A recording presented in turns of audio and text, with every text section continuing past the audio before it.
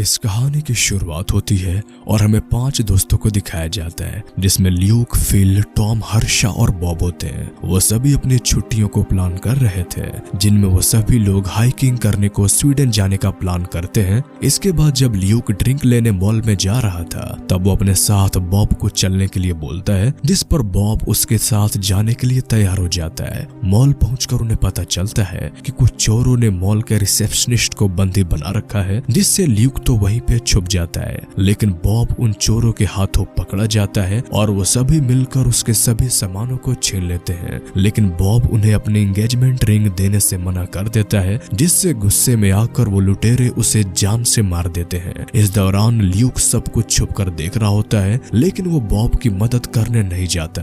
अब scene shift होता है और हमें 6 महीनों के बाद का टाइम दिखाया जाता है, जहाँ बॉब के बाकी दोस्त उसकी याद में स्वीडन हाइकिंग करने आए हुए थे। वो सभी पहाड़ की चोटी पे पहुंच जाते हैं और वहां पर बॉब की याद में उसके लिए कब्र बनाते हैं। अगले दिन काफी बारिश हो रही थी, जिससे उन्हें अपना टेंट हटाकर आगे बढ़ना पड़ता है, जहां टॉम फिसल कर गिर जाता है और उसके पैरों में काफी चोट आ जाती है, जिससे वो सभी अपने रास्ते को छोड़कर जंगल से जाने का डिसाइड करते हैं। जब वो जंगल से गुजर रहे थे कि तभी उन्हें एक मरा हुआ हिरन दिखाई देता है, जिसे किसी चीज ने बुरी तरह मारकर पेड़ में टांग दिया था। इस बात से वो काफी डर जाते हैं और अपने सफर पर आगे बढ़ते जाते हैं। कुछ ही देर में रात हो जाती है, जिससे वो सभी उसी जंगल में भटक जाते हैं और तभी ल्यूक को पेड़ पर बने कुछ निशान दिखाई देते हैं। इसे फॉलो करते हुए वो सभी एक केबिन तक आ जाते हैं, लेकिन उस केबिन का दरवाजा उनसे नहीं खुलता, क्योंकि अब उनके पास कोई रास्ता नहीं था, जिससे वो सभी केबिन के दरवाजे को तोड़ते हुए उसके अंदर चले जाते हैं। आसपास देखने पर उन्हें काले जादू की काफी चीजें दिखाई देती हैं,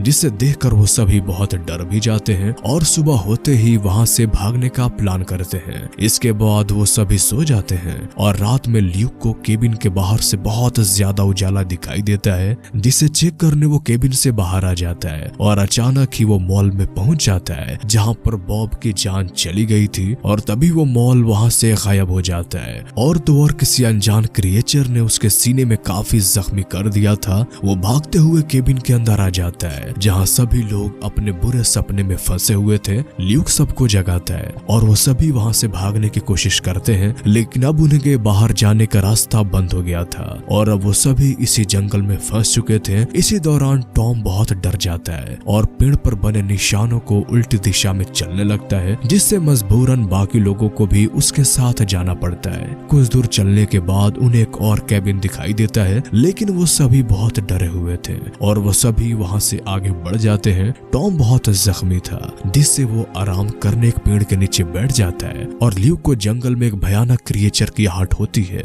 इससे भागते हुए वो अपने बाकी साथियों को उस क्रिएचर के बारे में बताता है, लेकिन वो सभी उसकी बातों पे विश्वास नहीं करते, जिससे वो उन्हें अपने सीने पर बने घाव को दिखाता है और यहाँ से सबको भागने को बोलता है। लेकिन इस बात पर टॉम और ल्यूक में बहस हो जाती है, जिससे ल्यूक उससे पंच करके सबको छोड़कर वहां से जाने लगता है, जिससे हर्षा उन्हें समझाता है कि उन सबको एक साथ रहना चाहिए। जिसके बाद वो सभी फिर से एक साथ आगे बढ़ने लगते हैं। वही रात में उन्हें एक टूटा हुआ टेंट दिखाई देता है, जिसे चेक करने पर उन्हें एक इंसान का वॉलेट मिलता है, जिससे उन्हें यह लगता है कि शायद वो आदमी किसी खतरे से डरते हुए यहाँ से भाग गया, या तो कोई क्रिएचर ने उसे जान से मार दिया। इसके बाद वो सभी अपना टेंट लगाते हैं, जहाँ हम टॉम के पैरों को देख पाते हैं, जो कि काफी जख्मी हो गया था। इसके बाद वो सभी किसी तरह उस टेंट में सो जाते हैं। रात में फिर से ल्यूक को किसी की आहट होती है। बाहर देखने पर फिर से उसे अपने दोस्त बॉब की सीन दिखाई देती है और पलक झपकते ही वो सीन वहां से गायब हो जाता है और फिर से उसे किसी क्रिएचर की आहट हो जाती है और तभी उसे फिल की आवाज सुनाई देती है, जो कि बहुत तेजी से रो रहा था। पास आने पर उन्हें पता चलता है कि हर्षा को एक बड़ा क्रिएचर अपने साथ ले गया और तभी उन्हें हर्षा के चीखने की आवाज आती है, जिससे ल्यूक उसकी मदद करने भागता है। लेकिन टॉम उसे बताता है कि अगर वो अपने टेंट से ज्यादा दूर गए तो वो फिर से खो जाएंगे,